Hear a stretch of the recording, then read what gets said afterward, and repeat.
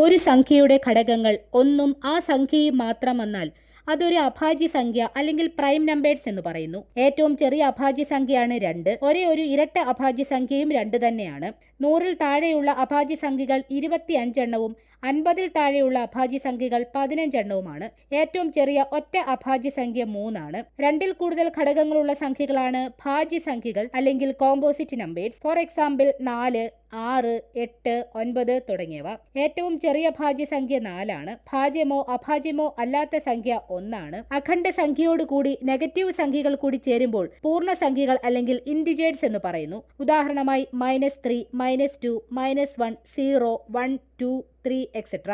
ഒരു സംഖ്യയുടെ ആ സംഖ്യ ഒഴികെയുള്ള ഘടകങ്ങളുടെ തുക സംഖ്യയ്ക്ക് തുല്യമായാൽ അത്തരം സംഖ്യകളാണ് പരിപൂർണ സംഖ്യകൾ അല്ലെങ്കിൽ പെർഫെക്റ്റ് നമ്പേഴ്സ് എന്ന് പറയുന്നത്. ഉദാഹരണത്തിന് 6, 28, 496 മുതലായവ. ഏറ്റവും ചെറിയ പരിപൂർണ സംഖ്യ 6 ആണ്. 2 അക്കങ്ങളുള്ള ഏറ്റവും ചെറിയ പരിപൂർണ സംഖ്യ 28ഉം 3 അക്കങ്ങളുള്ള ഏറ്റവും ചെറിയ പരിപൂർണ സംഖ്യ 496ഉം 4 അക്കങ്ങളുള്ള ഏറ്റവും ചെറിയ പരിപൂർണ സംഖ്യ 8128ഉമാണ്. Subscribe our channel for more videos.